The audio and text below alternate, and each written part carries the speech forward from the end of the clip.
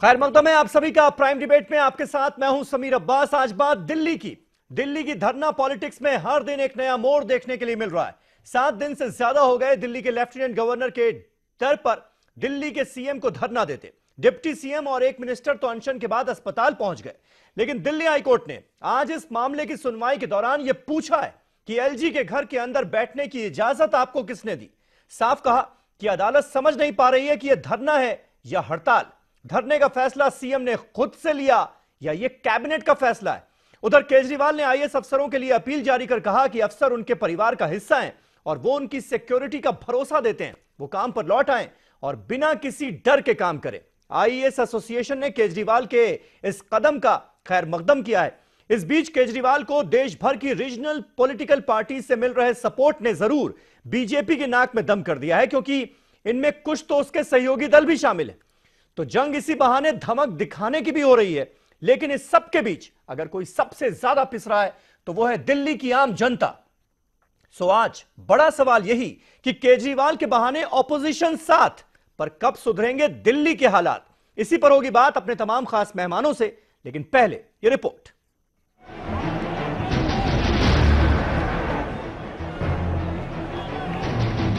दिल्ली में आप और एलजी के दरमियान तातुल बरकरार है।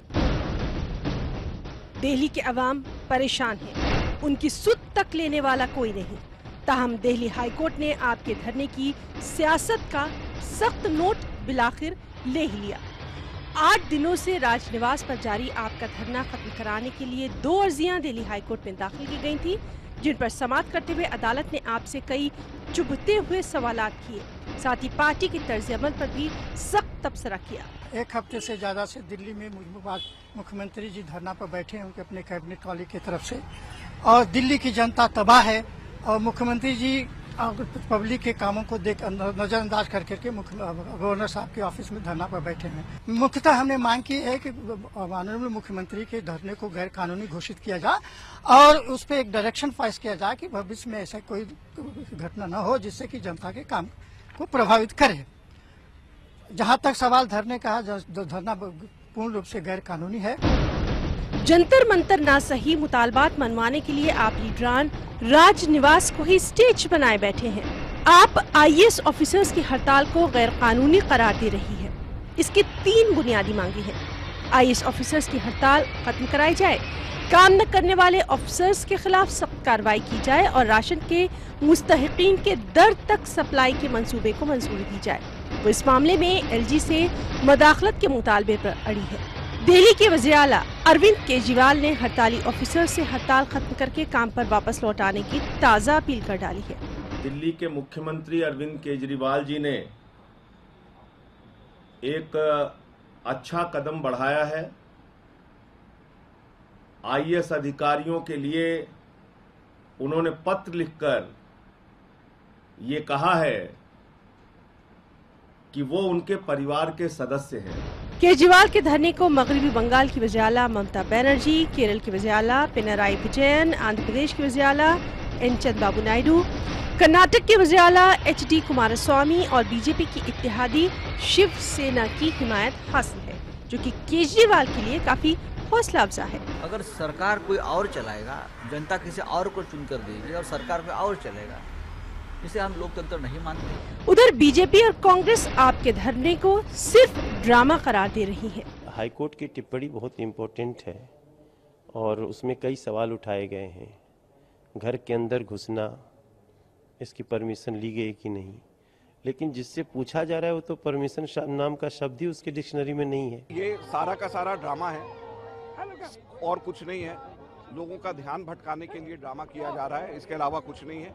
इनको अपनी विफलताएं और असफलताओं से लोगों का ध्यान भटकाने के लिए है। धरने की सियासत में दिल्ली के अवाम का काफी नुकसान हो रहा है। अवाम की तायद से इख्तिदार तक पहुंचे केजरीवाल को अब ये भी पेश नजर रखना चाहिए कि इख्तियारात की लड़ाई अपनी जगह और अवामी मसाइल अपनी जगह, दोनों के बीच तवाज़ुन कायम रखना ही वक्त का तकाजा है। Bureau report, news 18 Urdu. तो केजरीवाल के बहाने ऑपोजिशन यूनाइटेड ऑपोजिशन होने का दावा तो कर रहा है, सब साथ तो आ गए हैं, लेकिन दिल्ली के हालात का क्या, आम आदमी का क्या? यह है हमारा आज का सवाल। तमाम खास मेहमान हमारे साथ जुड़ चुके हैं। हमारे साथ आज अमीर हैदर जैदी साहब मौजूद हैं, सीपीआई के सीनियर लीडर हैं और लेफ्ट पार्टियों ने सपोर्ट किया है आम आदमी पार्टी को, केजरीवाल के इस धरने को। जूही सिंह हमारे साथ मौजूद हैं, समाजवादी पार्टी की स्पोक्स पर्सन है और समाजवादी पार्टी खुलकर केजरीवाल के समर्थन में आ गई है। रामगोपाल यादव ने तो यहां तक कह दिया है कि अगर हालात बेहतर नहीं हुए तो वो भी साथ में केजरीवाल के आकर धरना करने लगेंगे। सुरेंद्र राजपूत साहब कांग्रेस पार्टी के तेज तर्रार स्पोक्स पर्सन हमारे साथ इस डिबेट का हिस्सा बन चुके हैं, सीधे लखनऊ से।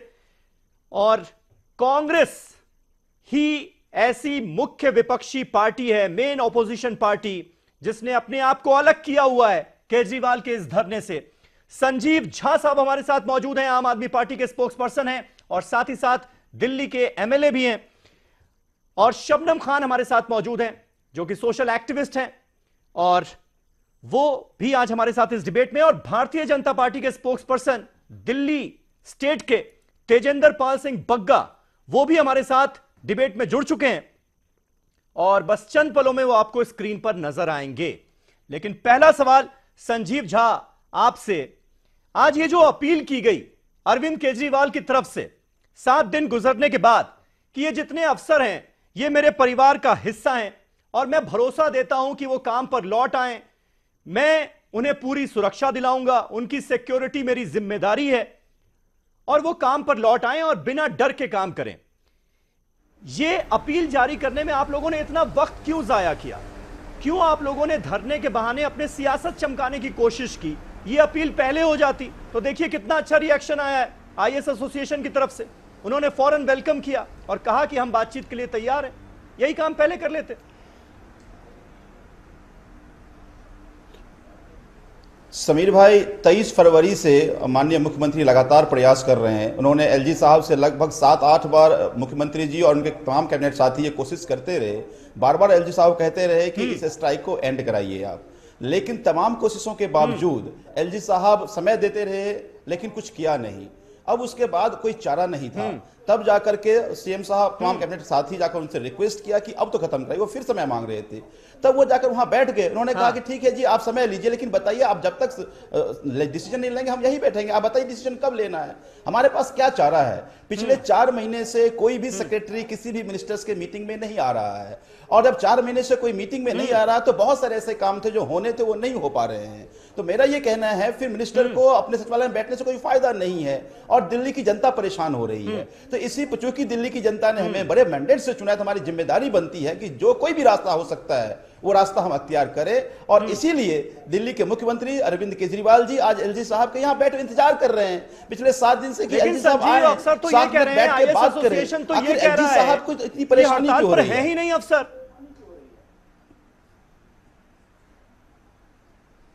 तो मेरा भी यही कहना है कि वो अफसर कह रहे हैं कि हम रूटीन मीटिंग कर रहे हैं। एक चीज बताइए आप, दिल्ली की जनता ने एक बड़ी पॉपुलर मैंडेट से सरकार चुना था और फिर वो सरकार बहुत सारे वायदे दिल्ली की जनता से किया था। तो आप कहते हैं कि हम रूटीन काम कर रहे हैं लेकिन मिनिस्टर के मीटिंग में नहीं जा रहे, सीएम के मीटिंग में नहीं जा रहे। तो एक चीज बताइए, सरकार अफसर चलाएंगे या सरकार चुने हुए लोग चलाएंगे? तो मेरा ये कहना है कि अगर वो मिनिस्टर की मीटिंग में नहीं आएंगे तो काम होगा कैसे? तो इसीलिए मैं कह रहा हूं कि रूटीन नहीं, जो सरकार की योजनाएं हैं वो लागू तभी होगी जब मिनिस्टर की मीटिंग में आएंगे। लेकिन पिछले 4 महीने से ऐसा नहीं हो रहा है। तब जब जाके एलजी साहब के यहाँ हमारे मुख्यमंत्री अरविंद केजरीवाल जी बैठे हुए उनसे निवेदन कर रहे हैं। अब 7 दिन हो गए, 7 दिन के बाद 7 मिनट का समय नहीं है, वो आए और बैठकर इस इशू को रिजॉल्व करें। तो मेरा कहना है, कल जब आईएएस एसोसिएशन ने प्रेस कॉन्फ्रेंस किया, उन्होंने कहा कि मुझे सिक्योरिटी का डर है। तब 2 कदम आगे बढ़ते हुए अरविंद केजरीवाल जी ने कहा कि आप हमारे परिवार के हिस्सा हैं, अगर सिक्योरिटी का डर है तो मैं इंश्योर करता हूं कि वो सिक्योरिटी प्रोवाइड की जाएगी। तो मेरा ये कहना है कि अब एलजी, देखिए इसमें 3 मेजर स्टेक होल्डर हैं, दिल्ली सरकार, मुख्यमंत्री, तमाम कैबिनेट के साथी, एलजी साहब और अफसर्स, इन तीनों को एक साथ बैठना पड़ेगा। यही मनीष सिसोदिया जी ने कहा है कि एलजी साहब जिम्मेदारी लें, सीएस को बुलाएं, हम सब बैठें और इसको रिजॉल्व करें। दिल्ली की जनता परेशान ना हो, ये जिम्मेदारी दिल्ली सरकार की भी और एलजी साहब की, सरकार मुखिया होने के नाते एलजी साहब की भी। ठीक है, जूही सिंह हमारे साथ मौजूद हैं। जूही जी, जिस तरह से समाजवादी पार्टी ने आम आदमी पार्टी के इस मुहिम को सपोर्ट किया है, किस हद तक आप लोग जाने के लिए तैयार हैं, किस हद तक केजरीवाल के साथ खड़े होने के लिए तैयार हैं? क्योंकि रामगोपाल यादव साहब तो आज यहां तक कह रहे थे कि अगर कुछ दिनों में हालात बेहतर नहीं हुए और अरविंद केजरीवाल की नहीं सुनी गई तो हम लोग भी धरने पर बैठ जाएंगे, समाजवादी पार्टी के लोग। समीर भाई, हम शुरू से कहते हैं कि जो जनता की चुनी हुई सरकारें हैं उनको चुनाव से ही हटाया जा सकता है। ये हम उत्तर प्रदेश की सरकार के बारे में भी कहते हैं।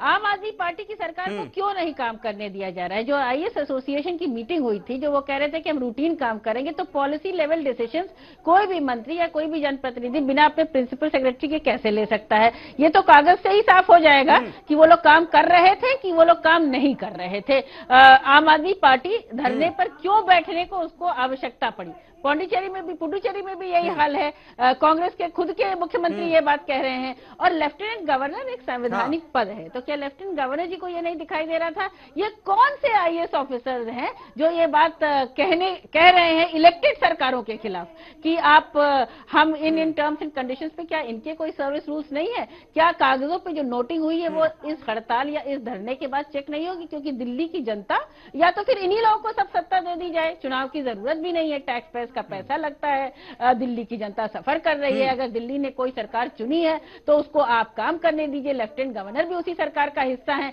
लेफ्टिनेंट गवर्नर साहब क्या कह रहे हैं? आज हाईकोर्ट ने सवाल उठाए हैं, उस सवाल को मैं इस मुद्दे, और समाजवादी पार्टी बिल्कुल क्लियर है इस स्टैंड में, और कहीं भी कोई सरकार होती, भारतीय जनता पार्टी की सरकार होती और केंद्र में कोई और सरकार होती, उनको काम करने नहीं दिया जा रहा होता, तो भी हम यही कहते कि जब हम अपने मत का अधिकार का प्रयोग करते हैं तो हमें काम करने दीजिए।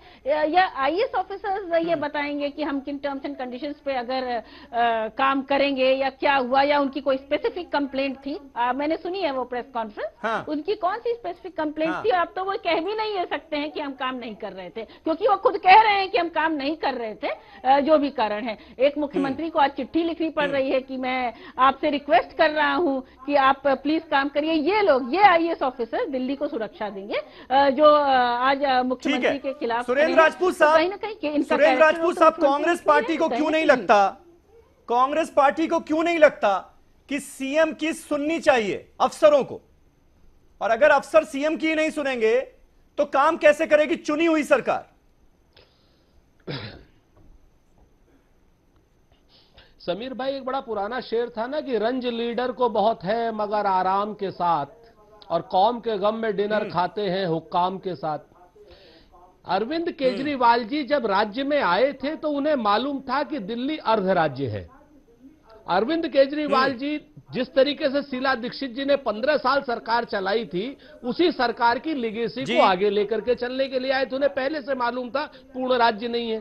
लोकपाल के नाम पर आए थे, लोकपाल पर तो कुछ नहीं किया, उसके बाद धरने पे बैठ गए कि पूर्ण राज्य की आप हमें दे दीजिए साहब, तब हम काम कर पाएंगे। पिछले 4 साल में इन्होंने अगर कुछ नहीं किया और ये सिर्फ ड्रामेबाजी कर रहे हैं, चाहे वो कोई मुद्दा हो, हर चीज में कभी कोई अधिकारी इनके साथ काम करता है तो उसकी पिटाई कर देते हैं रात को। अब उसके बाद अगर अधिकारी की पिटाई करेंगे तो कौन जाएगा? अगर आपके यहां अधिकारी की पिटाई हुई थी, उससे क्षमा मांगते, दोषियों के खिलाफ कठोर कार्रवाई करते, तो निश्चित तौर पर अधिकारी भी आपके यहां काम करता। आप पिछले 4 सालों में चाहे सीलिंग का मुद्दा हो, चाहे दिल्ली की बाकी चीजों का मुद्दा हो, मतलब राजपूत साहब, आपको ये लगता है कि एलजी की तरफ से कोई नाइंसाफी नहीं हो रही है, किसी तरह का प्रेशर नहीं है सेंट्रल गवर्नमेंट का, सेंट्रल होम मिनिस्ट्री का? नहीं लगता है ना आपको ये? नहीं, समीर भाई बिल्कुल। अब ना, बिल्कुल पूरा प्रेशर है। मैं फिर आपसे बता दूं, हम भाजपा के साथ नहीं खड़े, लेकिन जो दिल्ली की जनता सफर कर रही है, दिल्ली की जो जनता सफर कर रही है, उसमें केजरीवाल का भी उतना ही रोल है जितना प्रधानमंत्री नरेंद्र मोदी का। प्रधानमंत्री नरेंद्र मोदी को नेहरू जी काम नहीं करने दे रहे और केजरीवाल जी को आईएएस नहीं काम करने दे रहे। ये दोनों ही लोग बंडलबाज हैं, दोनों ही लोग जुमलेबाज हैं, दोनों ही लोग मुख्य समस्याओं से दूर ले जाना चाहते हैं और दोनों ही लोग दिल्ली की जनता को सफर कराना चाहते हैं। आपके पास काम करने के जितने अधिकार थे, पूरी पावर थी, उसका तो इस्तेमाल कर देते। कहां चला गया लोकपाल? अब आज की डेट में आप पूर्ण स्वराज की 4 साल में आपने कुछ किया नहीं, आपको डर है। और भाजपा के लोगों को तो खैर क्या कहा जाए, भारतीय जनता पार्टी के लोग तो जुमलेबाजी में माहिर है और भारतीय जनता पार्टी के लोग ठीक है राजपूत साहब। अमीर हैदर जैदी साहब, अमीर हैदर जैदी साहब हैं यहाँ पर हमारे साथ सीपीआई से। सुनिए राजपूत साहब, सुनिए। अमीर हैदर जैदी साहब, ये विपक्षी एकता, यूनाइटेड ऑपोजिशन के बड़े बड़े दावे किए गए, बड़े बड़े ढोल पीटे गए, ये कैसी यूनाइटेड ऑपोजिशन है? अब केंद्र सरकार के खिलाफ जब सारी political parties, regional political parties एकजुट हैं, आप लोग भी, लेफ्ट पार्टियां भी पूरी तरह से साथ हैं अरविंद केजरीवाल के, तो कांग्रेस पार्टी ही साथ नहीं दे रही।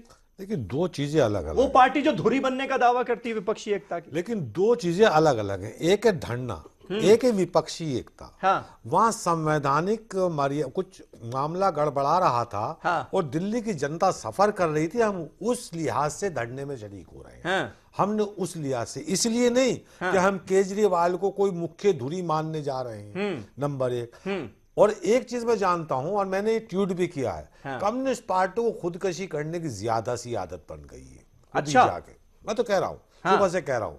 और दूसरे ये कि केजरीवाल जो है विपक्षी एकता में अलग थलग पड़ गए थे। कोई उन्हें बुला नहीं रहा था, कर्नाटक सीन में वो मौजूद नहीं थे। नहीं तो आप ये कह रहे हैं कि अरविंद केजरीवाल के साथ जाकर कम्युनिस्ट पार्टी ने खुदकुशी कर ली? मैं बिल्कुल सुबह से कह रहा हूं, खुदकुशी करने की आदत सी बन गई है। अच्छा। स्थिति स्पष्ट नहीं करते। हम वहां जनता के हित के लिए गए थे कि दिल्ली की जनता सफर न करे। केजरीवाल ने यह कहा था कि मैं 1900 कॉलोनियों को रेगुलाइज करूंगा, नहीं किया आज तक। उन्होंने कहा था, कहना चाहिए कि जन लोकपाल आएगा, वो शायद नागपुर चला गया।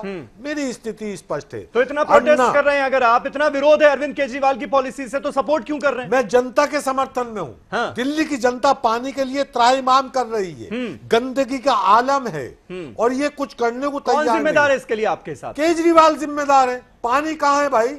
1900 केजरीवाल तो कह रहे हैं केंद्र सरकार जिम्मेदार है, वो काम ही नहीं करने दे रही है। 1900 काम ही नहीं कर रहे। 1900 कॉलोनी को रेगुलाइज करने वाले थे, इन्होंने रेगुलाइज क्यों नहीं किया? इन्होंने कहा था हम आते ही करेंगे 6 महीने के अंदर। कौन पूछने वाला है? कोई पुरसाने हाल है? जो पिछली सरकारों के जमाने में सड़कें बनी थी, इन्होंने भी बर्बाद करके छोड़ दिया है। और सुन लीजिए, एक चीज और है, मैं बीजेपी का धुरविरोधी हूं, और सुबह शाम तक बीजेपी की नीतियों की आलोचना करता हूं। हाँ। व्यक्ति की आलोचना नहीं करता हूं। अगर इनकी सरकार की कोई आलोचना कर देता है तो ये आईएएस को मारते हैं, विरोधी नेताओं को जान से मारने की धमकी देते हैं। ये कल्चर है आम आदमी पार्टी का। हमारी बहन को, जूही को या अखिलेश जी को या हमारे नेतृत्व को नहीं पता था इनका कल्चर क्या है। इनका कल्चर यह है कि गुमराह करना, जैसे अन्ना आंदोलन के अंदर इन्होंने गुमराह किया था। आरएसएस के गर्भ से पैदा हुए हैं लोग। ये चाहते हैं कि देश के अंदर एक तीसरा विकल्प बने ताकि वोटों का बंटवारा हो।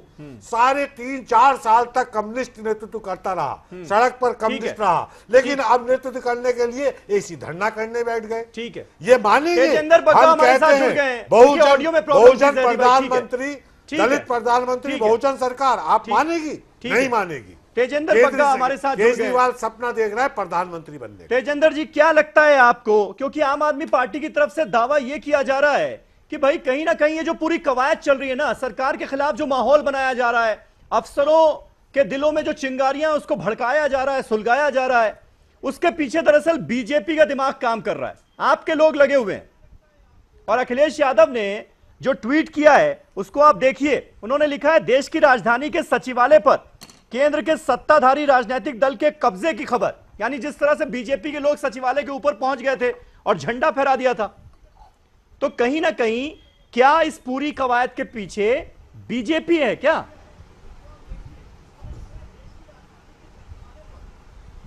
देखिए, पिछले 4 साल के अगर आप अरविंद केजरीवाल जी की राजनीति देखेंगे, जब से वो सरकार में आए हैं, उन्होंने सिर्फ एक ही काम किया है, आरोप लगाने का।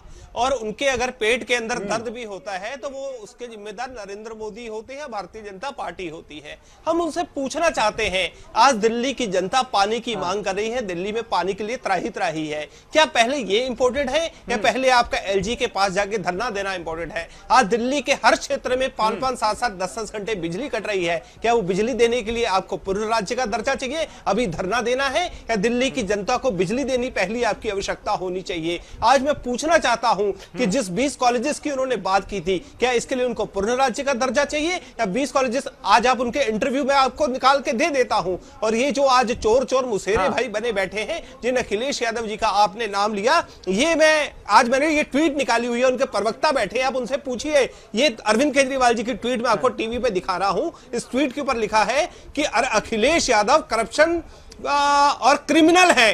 अखिलेश यादव को क्रिमिनल बताया हुआ है। आज समाजवादी पार्टी बड़े शौक से आके उनका समर्थन कर रही है। मैं पूछना चाहता हूं कि क्या वो अरविंद केजरीवाल जी के, अगर वो कहते हैं कि अरविंद केजरीवाल जी इतने सच्चे आदमी हैं, ये रही ट्वीट अरविंद केजरीवाल जी की।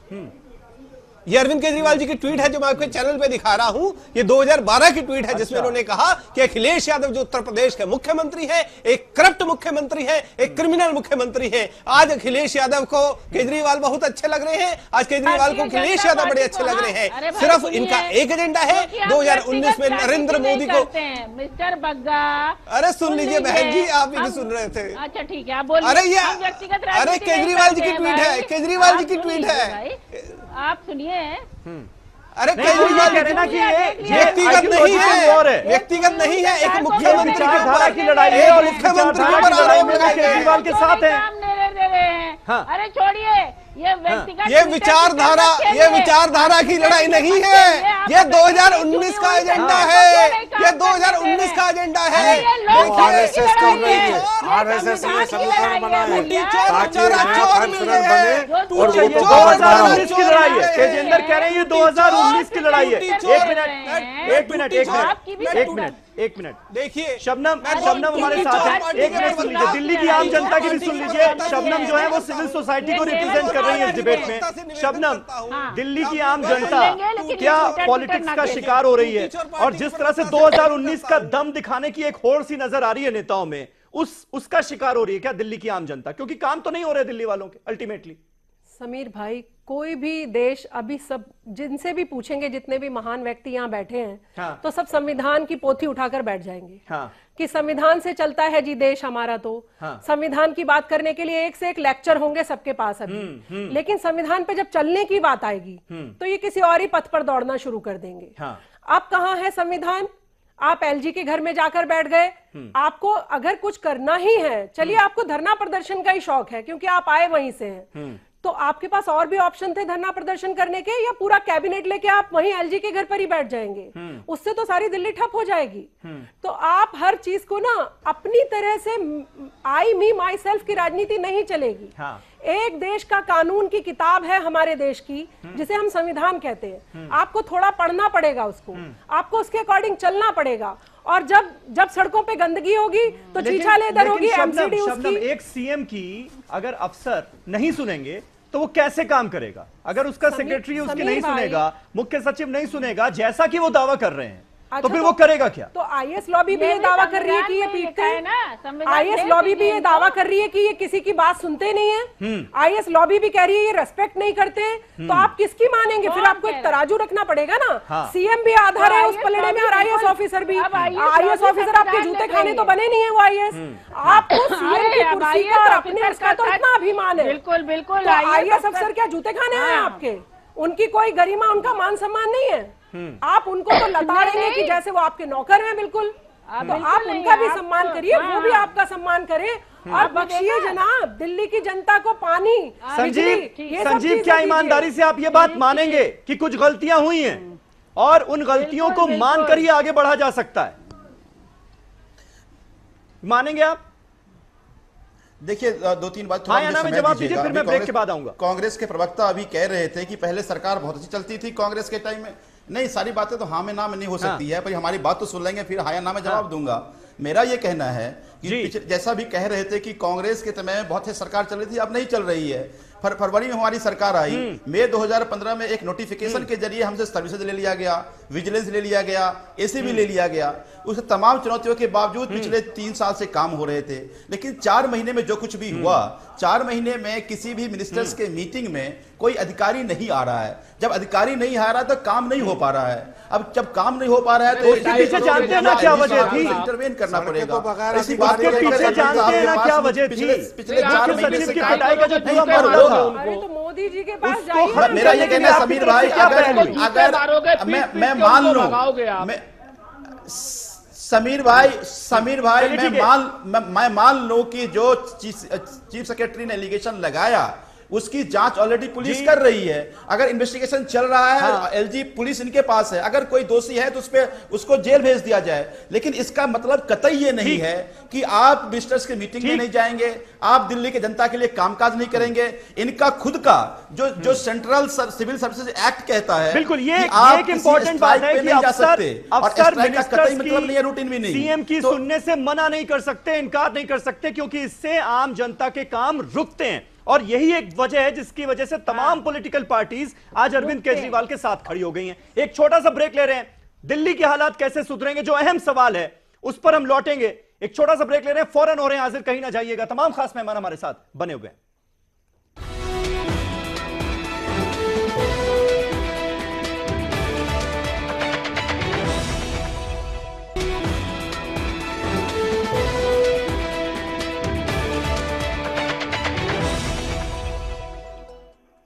तो 2019 की तैयारी तो नजर आ रही है और केजरीवाल के बहाने ऑपोजिशन यूनिटी दिखाने की कोशिश भी नजर आ रही है, लेकिन दिल्ली के हालात का क्या, दिल्ली के आम आदमियों का क्या, यह हमारा आज का सवाल। तमाम खास मेहमान हमारे साथ बने हुए हैं। तेजेंद्र बग्गा हमारे साथ मौजूद हैं बीजेपी से। तेजेंद्र, बात यह है कि दरअसल इस पूरे मामले को आप ये बात मानेंगे कि जिस तरह से यह मामला बड़ा बन चुका है, जिस तरह से यह दिल्ली का एक मामला पूरा नेशनल इश्यू बन चुका है, उसमें कहीं ना कहीं गलती हो गई क्या बीजेपी से? क्योंकि अब तो आपके सहयोगी जो हैं, जो बीजेपी की सहयोगी पार्टियां हैं, रीजनल पार्टीज हैं, वो भी अरविंद केजरीवाल को सपोर्ट कर रही हैं। आज जेडीयू ने भी सपोर्ट किया है और बाकी रीजनल पार्टीज का भी सपोर्ट मिल रहा है। तो ऐसा क्यों? क्या दरअसल ये 2019 से पहले एक ये दमखम दिखाने का मौका दे दिया है क्या आपने ऑपोजिशन के हाथ में बैठे बिठाए?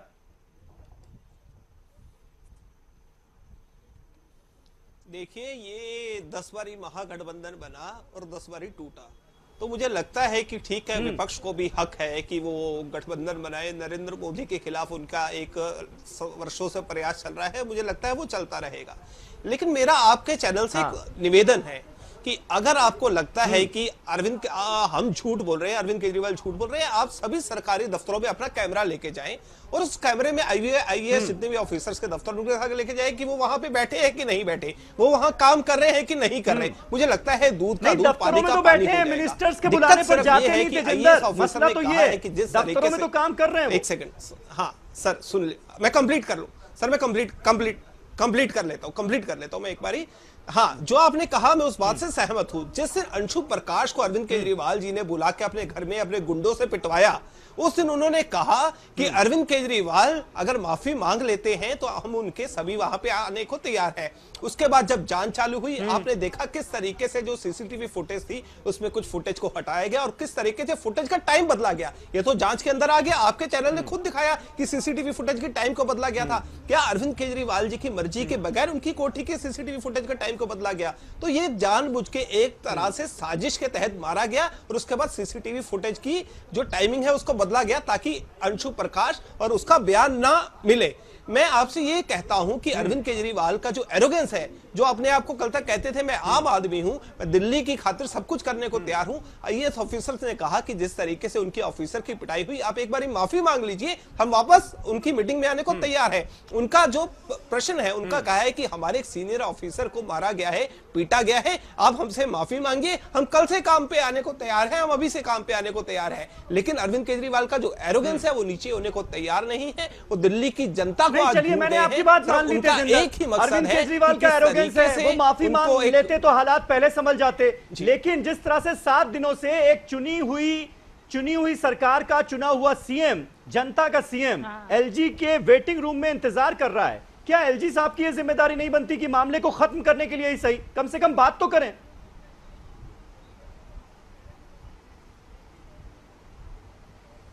एलजी साहब ने उनको मिलने के लिए बुलाया था, एलजी साहब के पास वो गए, एलजी साहब ने उनको मिलने के लिए बुलाया था, तभी वो वहां पे गए थे। लेकिन उन्होंने कहा कि नहीं जी, आप आईएएस ऑफिसर्स को आदेश करिए कि जो भी अगर बैठक में नहीं आएगा आप उनको सस्पेंड करेंगे। तो मैं आज उनसे दिल्ली की जनता से पूछना चाहता हूं कि अगर आईएएस ऑफिसर अरविंद केजरीवाल के आदेश पे और अगर काम पे नहीं आता, उनकी बैठक में नहीं आता, तो अगर आईएएस ऑफिसर को सस्पेंड करने का हक है, तो अरे एक दिल्ली का मुख्यमंत्री जो पिछले 4 महीने से अपने सरकारी दफ्तर में नहीं आया है, क्या उन मुख्यमंत्री को सस्पेंड करने का हक किसको है? मैं आज पूछना चाहता हूं अरविंद केजरीवाल जी, दिल्ली की जनता पानी के लिए रो रही है। आज पानी के लिए दिल्ली में पिछले एक महीने में 4 मर्डर हो चुके हैं, लेकिन अरविंद केजरीवाल जी ने एक मर्डर के ऊपर एक बयान जारी नहीं किया। क्या यह मुख्यमंत्री की एक संवेदनशीलता है कि दिल्ली के अंदर पानी की खातिर 4 बहुत सारे आरोप हो गए और पानी की हालत खराब है। लगातार दिल्ली में झगड़ों की खबर आती रहती है पानी की वजह से, पानी की समस्या की वजह से। संजीव, जवाब दीजिए। माफी क्यों नहीं? ये इसीलिए सीएम साहब 7 दिन से वहां बैठे हुए हैं। मेरा ये कहना, बार बार मैं कह रहा हूं कि अगर कोई सेक्रेटरी मीटिंग में नहीं आएगा, एक तरफ ये कह रहे हैं कि अधिकारी रूटीन मीटिंग कर रहे हैं, अगर अधिकारी रूटीन मीटिंग कर रहे हैं तो फिर ये समस्या क्यों है? अगर समस्या की जिम्मेदारी अरविंद केजरीवाल के पास, मीटिंग में अधिकारी नहीं आएंगे, तो इनकी बातों से ये लग रहा है कि ये चाह रहे हैं कि दिल्ली में अराजकता का माहौल बना रहे। मेरा ये कहना है कि जिस दिल्ली की जनता ने 67 सीट हमें दिया, उसी दिल्ली की जनता ने 7 के 7 MP इनके जिताए, तो क्या प्रधानमंत्री मोदी जी की जिम्मेदारी नहीं बनती है कि एलजी साहब को कहें कि 7 दिन उस दिल्ली की जनता ने आपको आईएएस ऑफिसर्स को पीटने का हक नहीं दिया, उस दिल्ली की जनता ने आपको ये हक नहीं दिया कि आप ऑफिसर्स को रात को ये किसने कह दिया आपको? अपने गुंडों से समीर भाई, ये एलिगेशन है, ये उनका सुन लीजिए, आप मेरी बात सुन लीजिए आप। अरे भाई मेरी बात तो सुन लो, ये चीफ सेक्रेटरी का एलिगेशन है, ये चीफ सेक्रेटरी का।